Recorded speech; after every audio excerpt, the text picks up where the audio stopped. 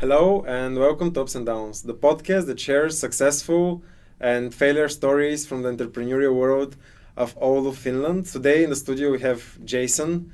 Jason, thank you very much for accepting the invitation. How are you doing today? Really good. Yeah, it's been a busy week, but very happy about all the stuff that's going on. Do you mind introducing yourself briefly to the audience, to the one that don't know you yet? Yeah, I'm Jason. A lot of people call me JBear in the Oulu area.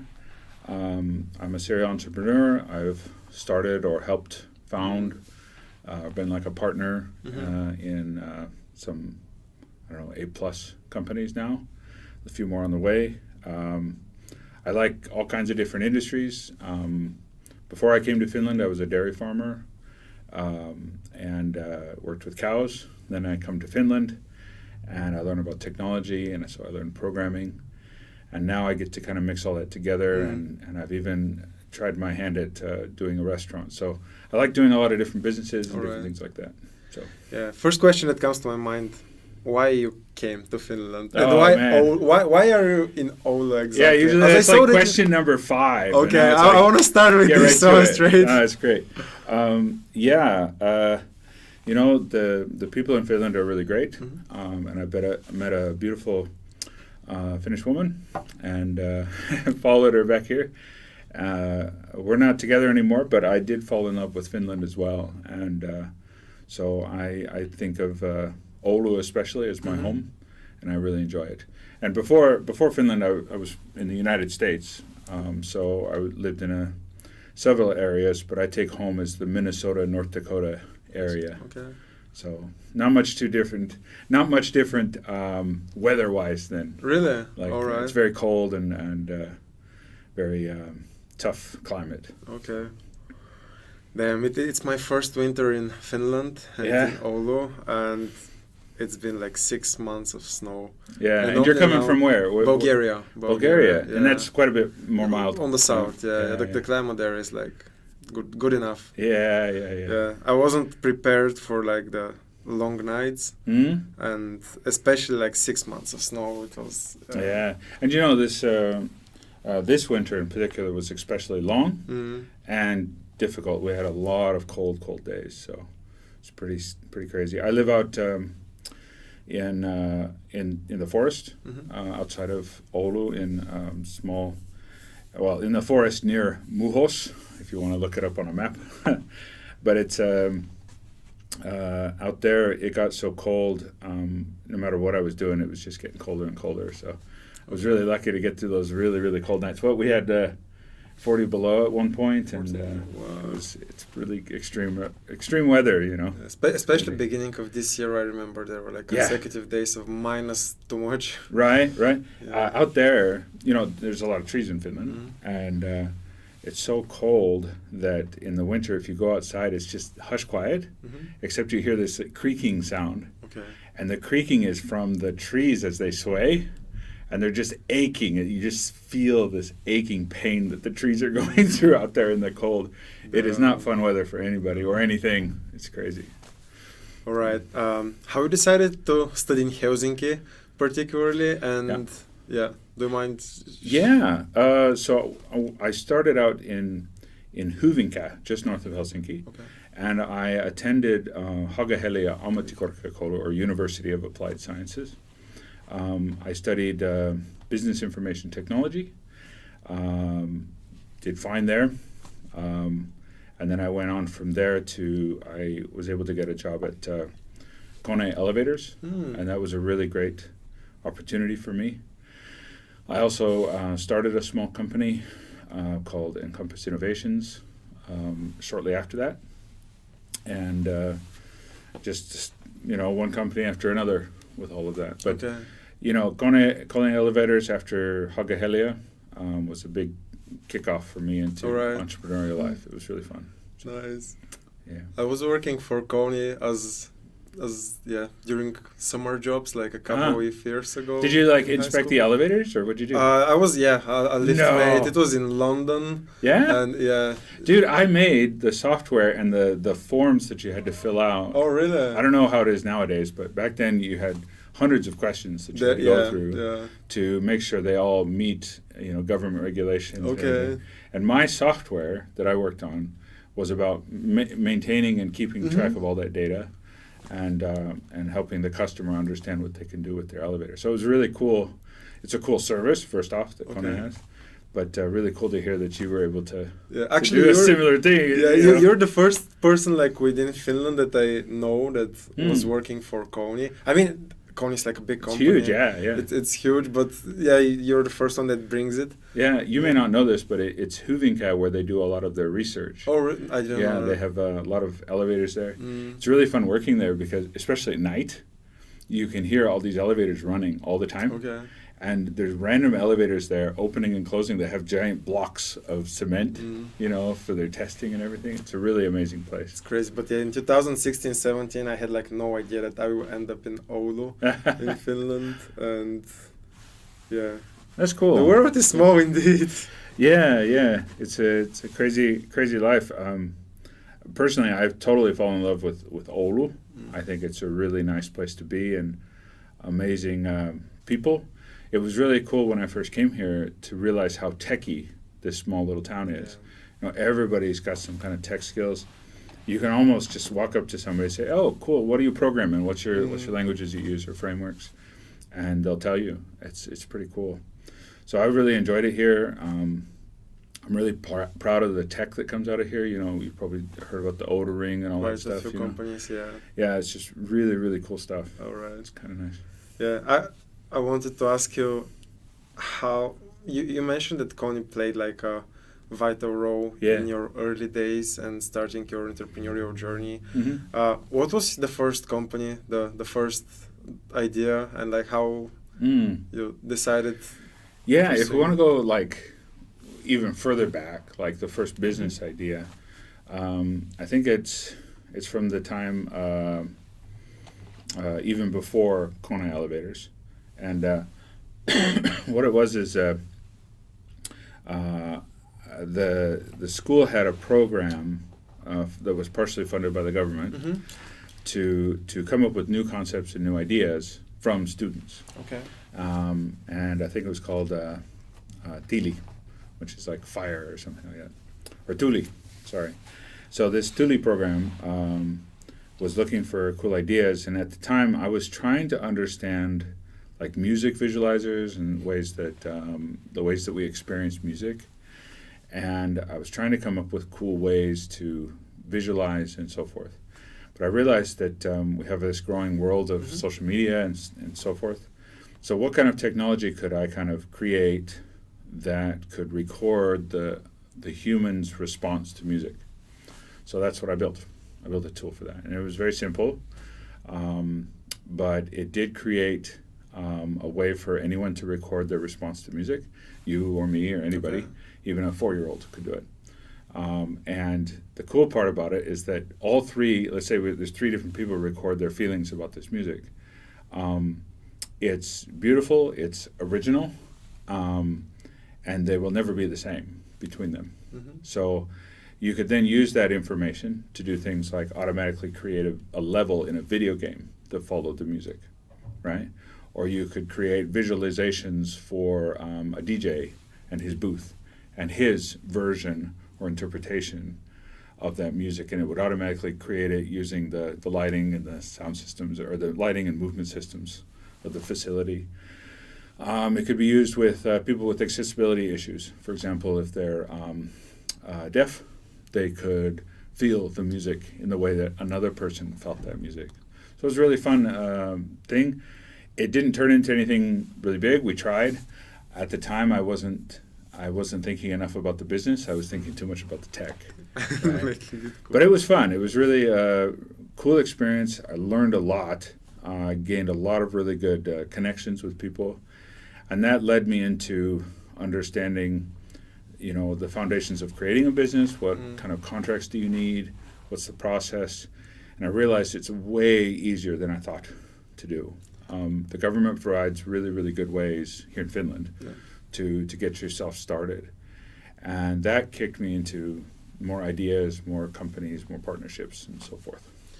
Were you alone regarding this first company Yeah, that you it's mentioned? called Beatronic. Okay.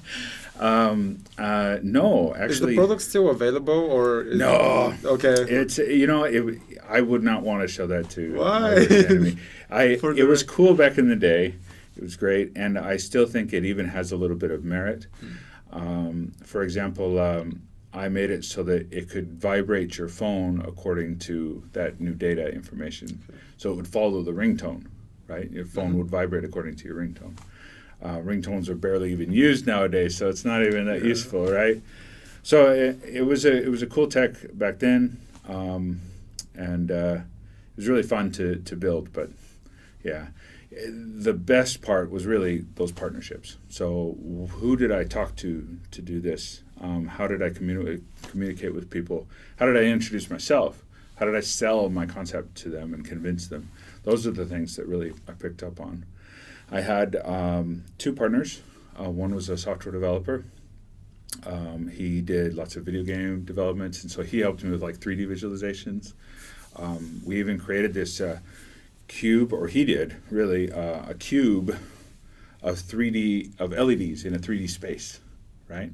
And then using those, he could put 3D objects in it and then have them move around according to the music. It was really cool. We did video games and things like that with him. So he was a great partner in all of this from the technical perspective. And then the other partners were people on the business side of things. So they were really fun people just to connect with and work with. And I would even count certain people from the school. I'll name drop one person, Jarmo Peltoniemi. Fantastic guy. He was head of the software program at the school. He helped encouraged me to kind of try out my different ideas and so forth. And then he even transformed the stuff I was working on there into credits so that I could graduate. So it was a really great motivator in that regard as well. So he was a great help in all of this too. I think quite nice. This is something exceptional when it comes to the Finnish educational system. How flexible and how student-oriented it is. As I'm coming from Bulgaria, we were told that the one in Germany is like the top-notch one, like within Europe, and we should aim for it. But yeah, after spending some time there and now seeing the difference here, I think Finland are a few years ahead, to say the least. And also, as you mentioned, it's crazy that OAM and University of Oulu are providing credits for the entrepreneurial-minded participants that want to participate in Startup Weekend. And that's amazing. If I was studying right now, I was going to go in every single Startup Weekend. There's really, really great flexibility in the education system here. You're exactly right. Many times I was willing to talk to, or knew I could talk to the teachers. They would adapt the program to fit my needs better as well. So, for example, I wanted to learn Python programming more. So I was able to take certain courses instead of in Java programming. I was able to learn it in Python. Python's all the hot topic right now. It's a very good tool for AI and other tools. Had I not learned Python back then, it would not have made me who I am now. So I'm really grateful for their flexibility in letting that happen. So it was quite cool. And then I had other people that I'm still friends with. You know, they had encouraged me to join different kinds of software programs. In the summer, they have this program, Google Summer of Code. And I don't even know if they still run the program. I think they do. But it was organized by Google and then open source software from around the world. Okay. And the way it worked is that they coordinated and connected you with these people, gave you a project to work on in an open source project. In my case, it was Ubuntu Linux. And you create a software for them during that summer program. Or you create fixes or updates or whatever, something around that's open source software. That was a big thing that really changed me. And that's through encouragement from my teachers, you know, helping me and connecting with me. And then I just applied what they were telling me to do and really changed my direction as a career. I found it extremely valuable how easily reachable and approachable the teachers here are. Mhm. For example, you can just spend 30 minutes chatting with someone, and then all of a sudden, if the convo goes that way, he can mention that, oh, by the way, I'm a professor or something Mhm. within the uni. Yeah, and in Bulgaria, the situation is not exactly like this. There is more like the hierarchy Mhm. model or Yeah, like yeah. structure, and yeah, it was hard to say the least speaking to teachers. Yeah. I'll probably have to mute this part. Well, you'll see it in a lot of different places, and it even varies between universities. But I think in general, universities and schools, especially to me, especially ammattikorkeakoulu, so the universities of applied sciences, they're much more applied. That's hence the name, right? You're actually doing stuff instead of just doing the theoretical. And that was really fun. They have that flexibility to say, well, if you have something you can do here, this is much more valuable to us than just taking the test, right? So that really, really helped me a lot. It was cool. I took that same application process and I did other things like organizing, conferences and hackathons, and I had the Hagahelia Linux Club, which turned into the Open Source Club. It's still running today, if I'm not mistaken. And those kinds of programs were all part of their encouragement to just be more proactive and connect with people. And to be honest, just have fun. You can have a lot of fun making and building these groups, and really helped me a lot with my career very early on. Yeah, speaking of hackathons, I want to thank you again in camera, like helping with Scale Hack AI, your yeah. advices and like the mentorship during the Thanks. weekend was. Yeah, I wish I could have helped more, but it was really fun to hear that a lot of the concepts are there, and that hackathons are still running. Yeah.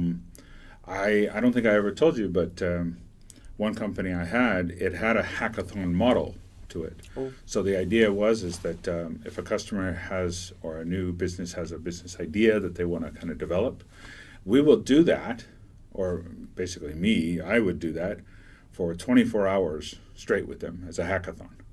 The rule is they had to be there and they had to provide all the food and drinks, right? That whole time. I'm not there just to work for them. They need to work as well. What was interesting is that it only took a few minutes, and most of the time we didn't code very much. It was more about developing their idea. They had no idea what they wanted to have, what they wanted to build. So it was more about that concept there. And I got good customers out of that. We did some amazing things. But also that hackathon model helped me understand how little you know about a concept until you really dive into it, till you really do something about it. And that 24 hours gave us that moment to do that. And that's why these hackathons are so effective. They have a beautiful energy, like you talked about when we talked earlier. They have a beautiful energy, and if you hone that energy correctly, you can really progress well with different concepts and ideas. It's quite cool. Totally agree with it. The energy was probably and I'm not sure where exactly the energy came from. I think it was combination from the facilitate. Okay, from me, the organizing team, the participants, and I don't know. Yeah, well, the facilitators have an incredible role with this, especially in an industry where people are quite quiet about their concepts. They want to be told what to do, especially computer programmers. They want to be told what to do. They're not there to come up with ideas. So you as a facilitator have to kind of build that energy and connect the right people that have ideas with those who want to implement. And that's really an important role. It's quite cool. Yeah, probably we'll have to think a bit more about it, how exactly it went, as it felt like one moment, and so much emotions during the weekend. Not that much sleep indeed, but I wasn't missing it at all. I managed to catch up afterwards. Cool. Yeah, for sure, planning to organize one in September. Okay. For the newcomers. Cool. I hope I can help. Okay. We'll see how it goes. Yeah, we'll speak about it.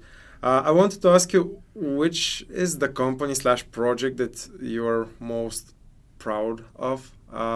when it comes to your experience working on, working for? Is there anything concrete that you were super, super into? Of course, probably. Gosh. I mean, there's existing projects and there's stuff from my past. Are you thinking like as a whole, like of everything I've never done? This would be tough. I would say I could go both. I mean, I think there's some really fun stuff in both areas. feel free. I'm interested in both. I think some stuff that came right away in terms of what I've done before. A big one was my opportunities at Industry Hack. So Industry Hack was really fun because I connected with them very early on in their process that they were building hackathons for big industry companies. They realize there's a lack of digitalization in these big industries and they don't know how to utilize all this IoT and new technology that was coming out.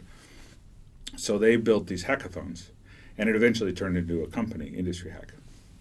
Early on, I was just a fan of going and attending, but eventually they approached me with the idea of actually joining the company and helping out with a little bit of the community things, a little bit of software things, and trying to automate some of the registration process and things like that. That was a real eye-opener for me. So not just for the things I did as work, but also how do we as Industry Hack find the actual problems that these big industries have? So we worked with really big ones. Of course, Kone, which we talked about, both Kone elevators, Kone cranes. We worked with Maersk, which is a shipping company. Mm-hmm. Basically, if you see a big shipping container, it's probably theirs. We worked with Rolls-Royce and their autonomous boats. And huge industries like this that are looking and eager to pick up how to adapt new technologies for them. And it was so fun to not only facilitate those hackathons, but also how do you interpret a massive multi-billion-dollar company and simmer it all down to a few problems that they want to solve so that a team of coders can come up with concepts within 24 hours or 3 days, depending on the hackathon, that would actually solve real-world problems for them.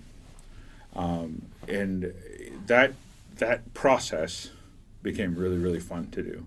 We had honed it so well. There were so many great things that we did there, so many cool innovations that came out. And it even got to the point where we weren't just building the ideas. Mm-hmm. It became our responsibility to make sure those ideas actually implemented. Oh, really? Several of these companies, they would have such bold and amazing ideas, and when they first saw them, like, yeah, let's do it, let's sign on. They'd sign contracts right at the events, like to continue working with these companies, these coders. But 2 years in, you'd look at the records, or a year later, you'd look and they're still working on the concept. They're paying money to it, but they're not releasing anything to the public. They're not releasing it and actually using it in their company.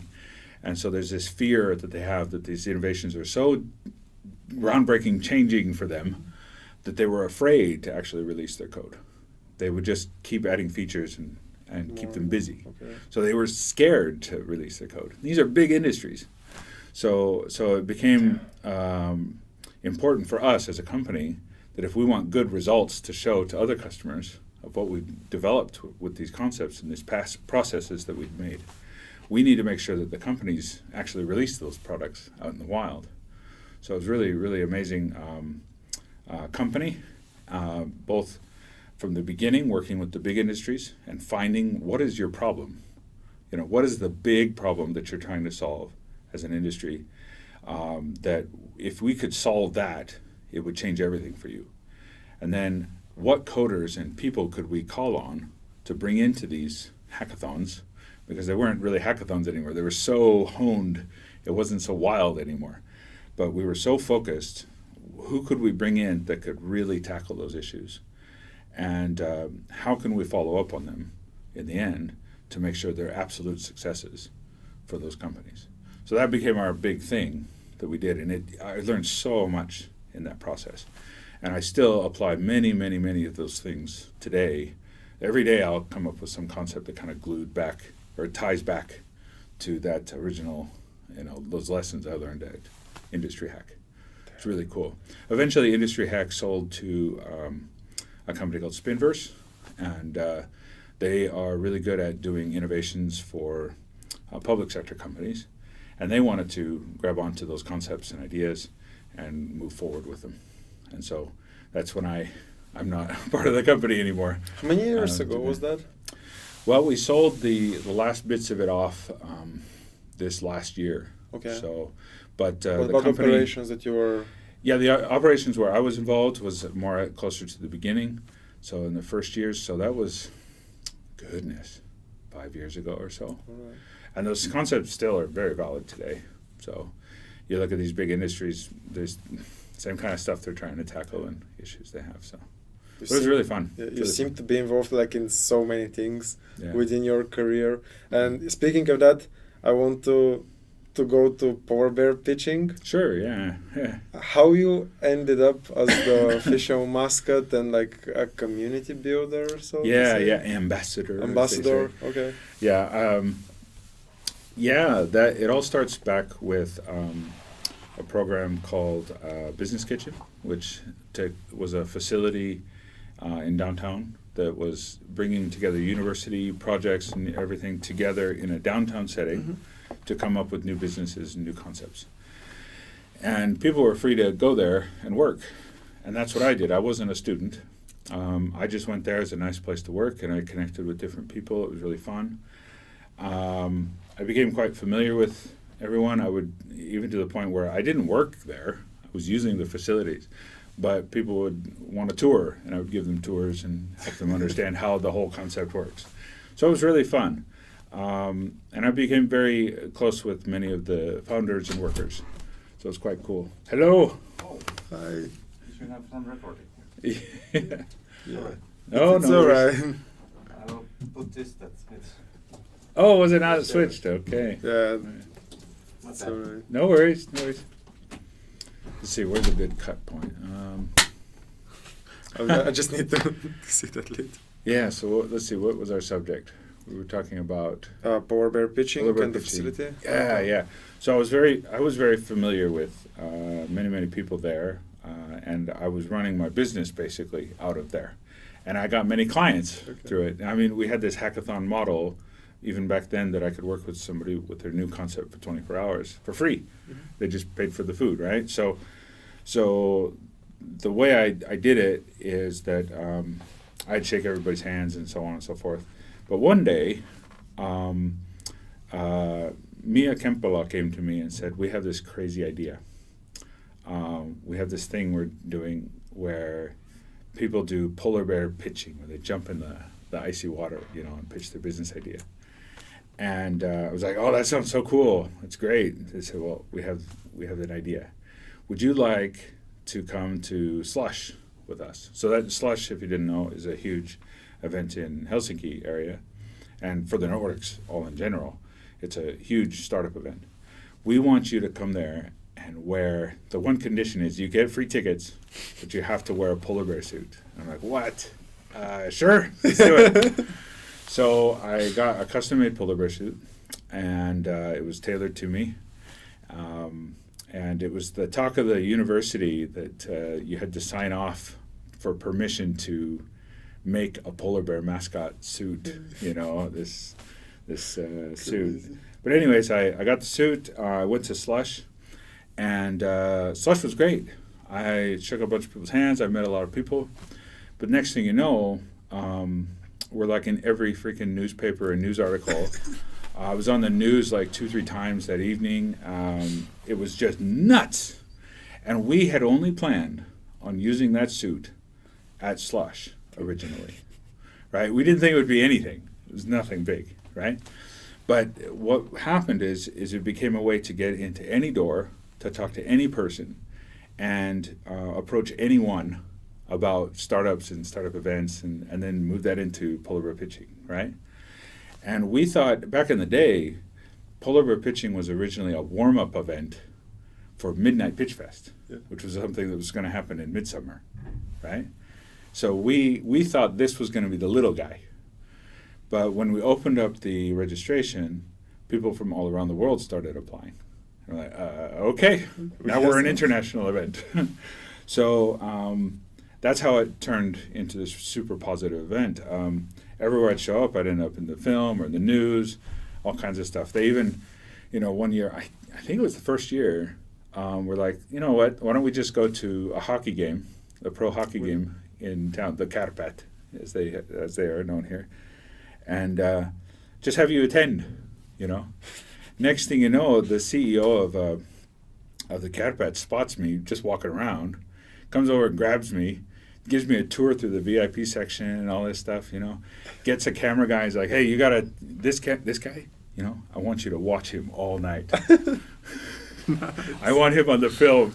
And that was just to promote polar bear pitching. And eventually, I became a familiar face in town because of that.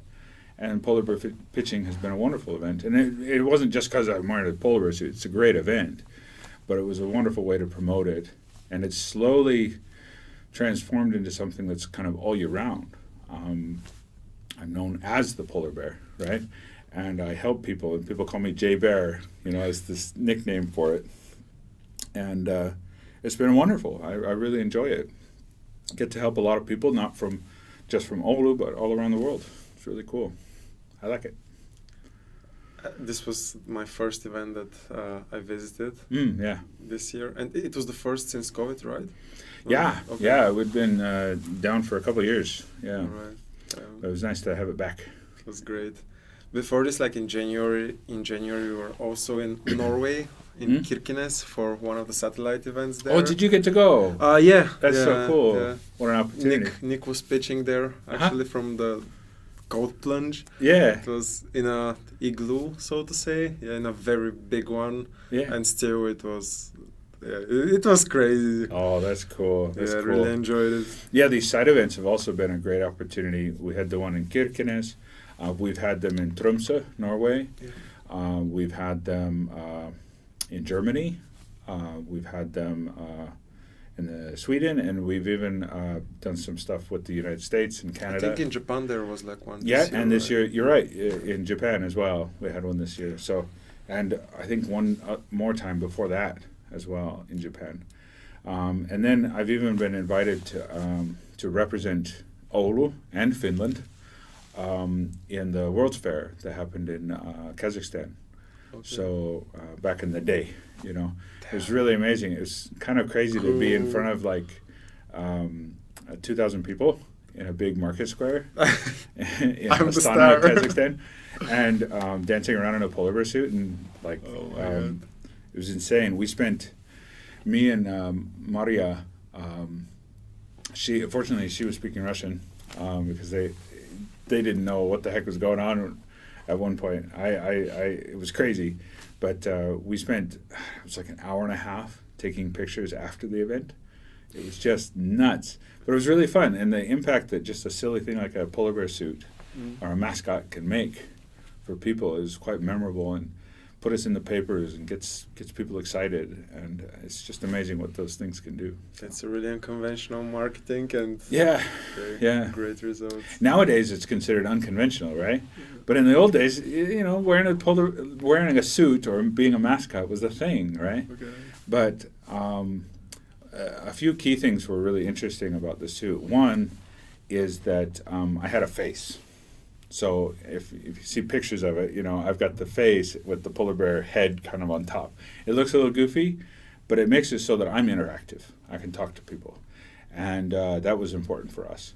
And two, I'm not just a mascot. I actually run businesses and I have advice, and I'm actually technical. I know how to program on computers and stuff. So I could give all kinds of ideas and input and kind of really connect with people that were in the industries.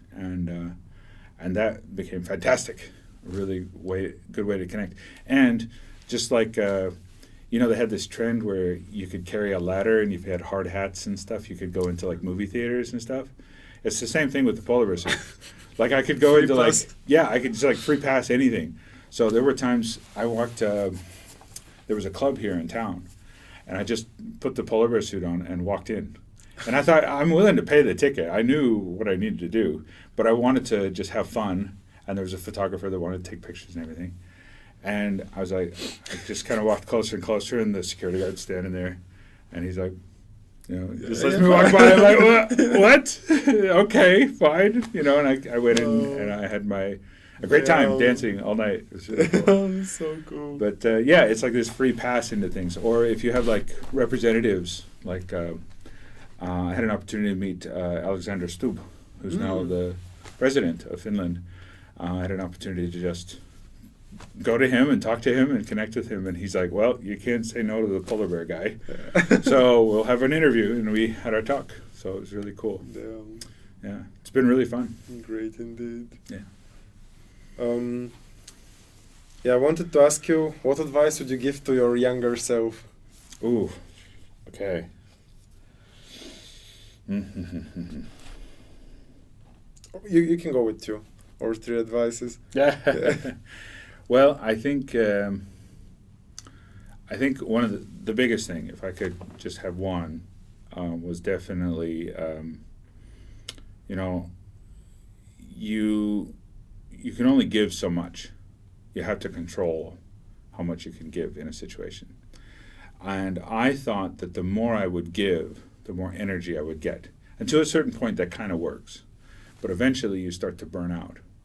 And I realized that the way I was giving was not, I thought it was helping or making big impact in certain things, like trying to help different people in different ways. And I realized that if I managed that better after the fact, after burning out, after having all these issues, if I had managed it better, I'd be a lot better off. And so would those other people. To some people, I'm just wasting their time. And to other people, I'm making a good impact. And knowing that difference is really important, because then I can not waste my time or theirs talking to them and trying to help out. And I would waste so much energy. But once I learned how to serve people in a way that I could manage and control better and make sure that I focus on me and my well-being, then I was able to really help people and really help create impact and change for people. That was a much better situation. And I know that this is very generalized, but it's about managing the energy you have and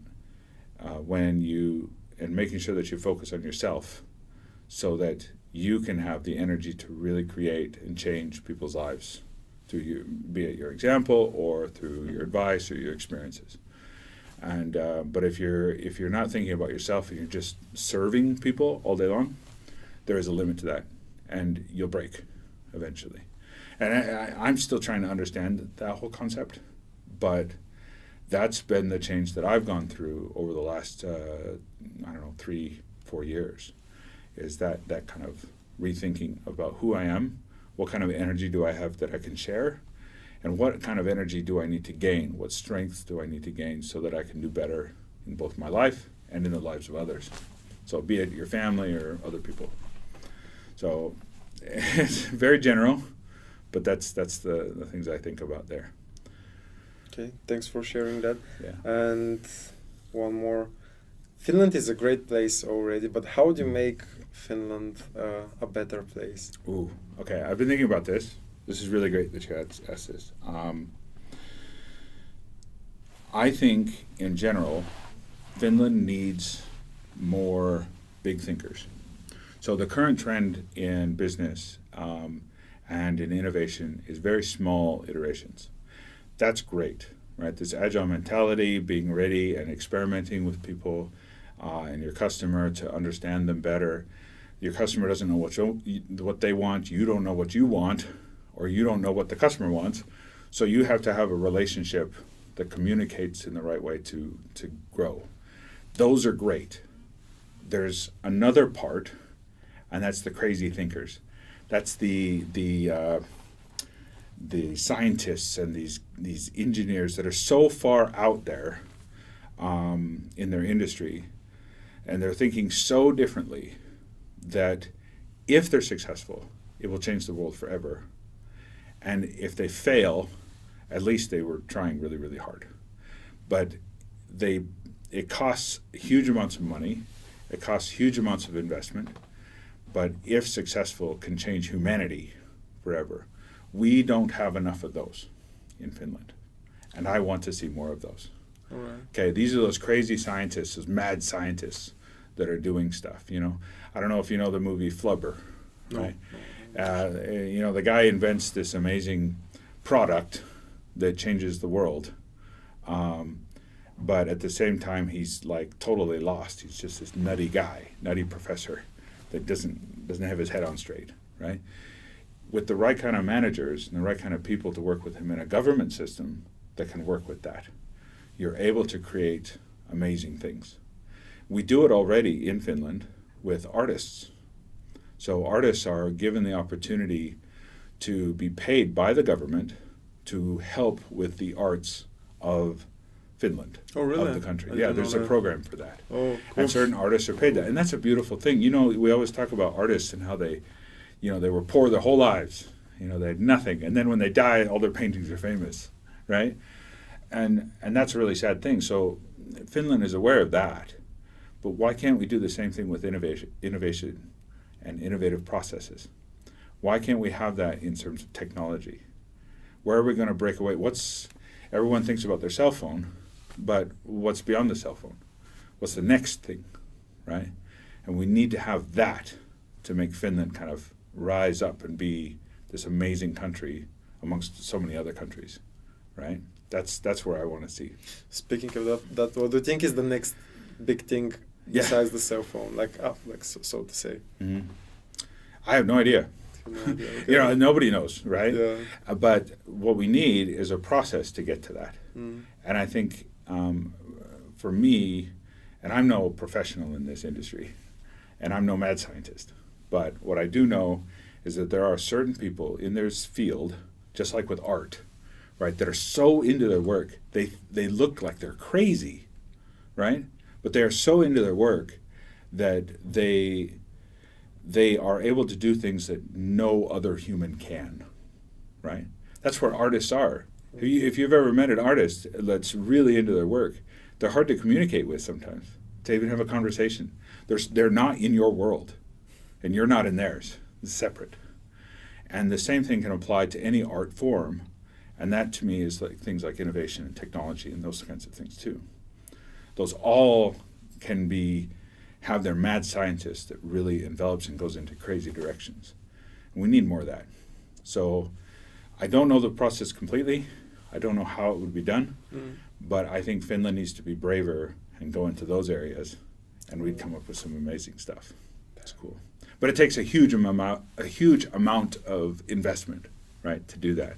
Massive, massive undertakings. But that's what you need to do to come up with big ideas. So yeah, that's my take on it. And this is very contrary to the usual trend. Again, going back to, you know, experimentation and small iterations. What can you do now? How are we building businesses over the weekend rather than, you know, over a year? But we need both sides of that story.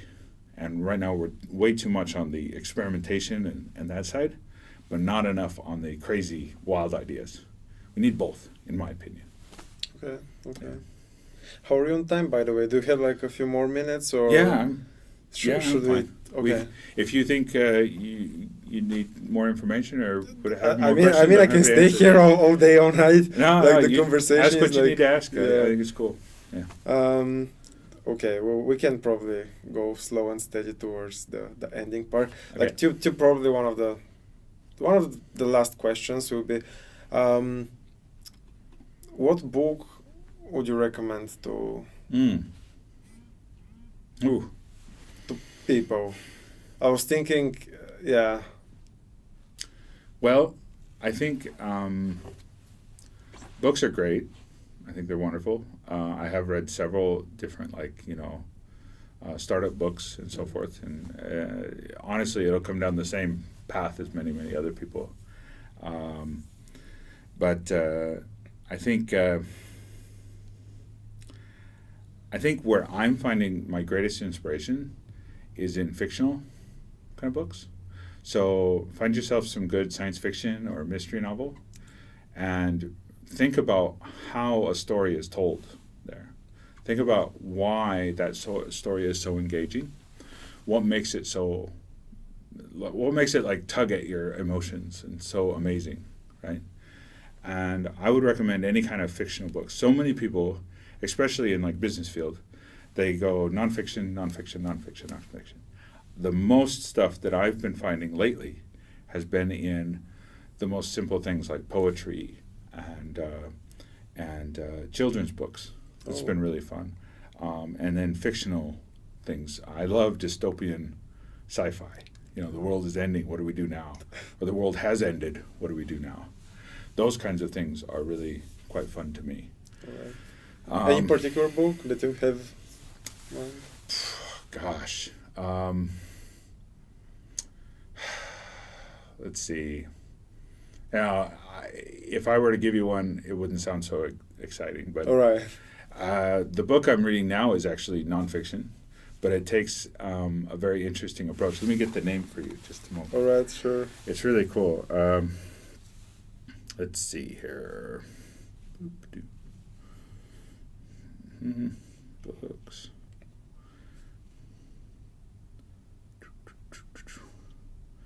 Yeah, okay. So it's by Randall Munroe, and one of them is called How To, or What If is the first one, and then How To is the second one.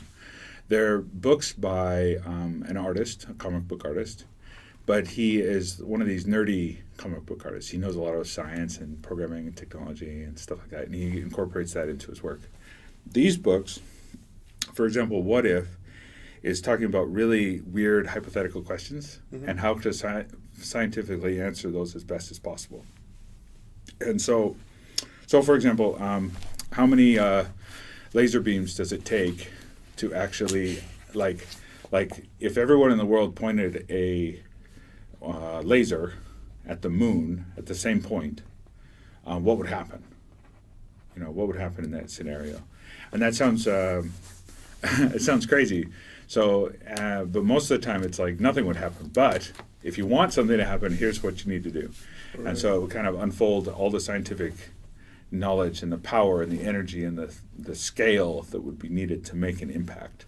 So if you want to see a light on the moon, how much light do you need to actually show from Earth to make it bounce back?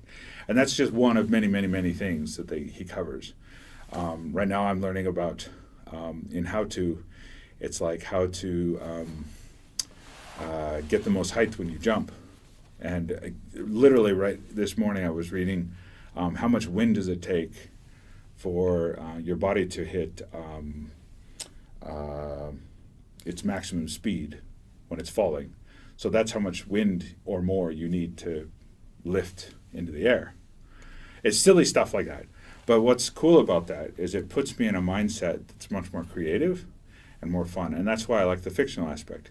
It's about breaking the bounds of what we think is normal and kind of moving into new and exciting realms. So those are kinds of things that I really enjoy. Like Dune, we have the movies that have come out recently. It's a very unapologetic sci-fi, science fiction. It doesn't care how to explain how the science of it works. It's unapologetic. It doesn't care about any of that. All it has is this world and this fantasy that it's living in, and your job is to have a crazy enough brain to absorb all that and to enjoy it, right? And that's where my books are now, is in those areas. Okay. So thanks for sharing. Yeah. I'll check at least What If sounds. Yeah, What If is really fun. Yeah. It's a really good book. And another question: what event would you recommend to the audience, to the viewers, listeners, in Oulu or like within Finland that you're excited about in the next couple of months? Events? Event, yeah. Ooh.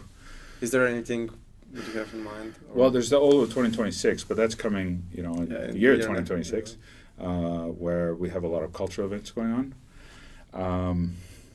There's a lot of different things. But in terms of like business type events, we have things like the Startup Weekend, which is actually this weekend, where people are building a business idea, in just a few days. And it's a really great networking event and connecting event. It's been really fun. We had one about a year ago that I helped facilitate, and I'll be at this next one. It's just really fun, really, really fun. And all kinds of different things. I think one of the best things you can do is actually come to anytime come to the business station or the business asema and startup station here in the downtown, and really just start to network and connect with people. If you're new to the town, if you want to do business with people, this is the way to get rolling, and they'll connect you with all kinds of people from there. It's their job. They're happy to help. Yeah, agree. Yeah. Okay, so we'll meet during the weekend. I'll be participating. Are you? Yeah. Yeah, great. Okay. Quite a few things. Doing some media for Startup Weekend. and Okay. Cool. That's great. Yeah, it's a really fun event. This year, another friend of mine who's had several successful startups under his belt is going to be there as well. So it's a really fun time to just chill and hang Okay. with people and really. Is he learn going from to be a them. participant? He's going to be facilitating, Nathan? helping out with the whole facility. It's Tuomas Jomppanen. I don't know if Okay. you know him at all. No. Really, really great guy. The name sounds familiar. Yeah. though. He's classic Finnish. He's super smart. He does amazing tech and amazing products, but he's really humble. He doesn't talk about it too much. You kind of have to talk to him a little bit, and then it kind of comes out in conversation. Okay. He's done some really amazing things, like even things that don't necessarily have any financial merit at this point. It's just fun. He has this hockey. Tiny invoices, right? Yeah, tiny invoices. Okay, yeah, yes. So you do know this guy. Yes, yeah, yes. That's great. Yeah, he's doing one right now because his son is into hockey. Yeah. He's helping his hockey team practice by he set up a camera that watches the hockey player dribbling the hockey puck on the ice, and it has like these squares on the screen, and without looking down, you're supposed to navigate this puck to different sections of the screen, and for practice, and that's one of many things that he's done. And then he does tiny invoices, and he does so many like little things everywhere that have real cool impact on the world. It's quite cool. When was it? I think it was right before Power Bear pitching. He launched his. What was the product on the self-productive side application? Oh, are you talking about his checklist, his to-do list tool? Yeah, the Yeah, to-do yeah. list tool. It's just a really simple Yeah. to-do list, and he's like, I made my own to-do list. Here it is. But when you use it, you're like, oh, that's actually quite cool. And you don't need an account to use it. You just get on and start doing it. It's quite cool. Okay. Damn, nice. Is there anything else that you'd like to share? I think this is great. If anyone has questions, In the comments? yeah, exactly. Talk about it in the comments. I'm happy to help answer. Okay. Just I'll notify me. touch your socials there too. Yeah, and I'd be happy to talk with people. So Okay. I think it's my Instagram. You could use my Instagram. It's JBear. Gosh, I gotta look it I up. think it's JBear Oulu. JBear Oulu. Yeah. Mm-hmm. I think so. I'm just getting into this technology stuff. I'm a computer programmer. I program stuff, but I don't use any of it.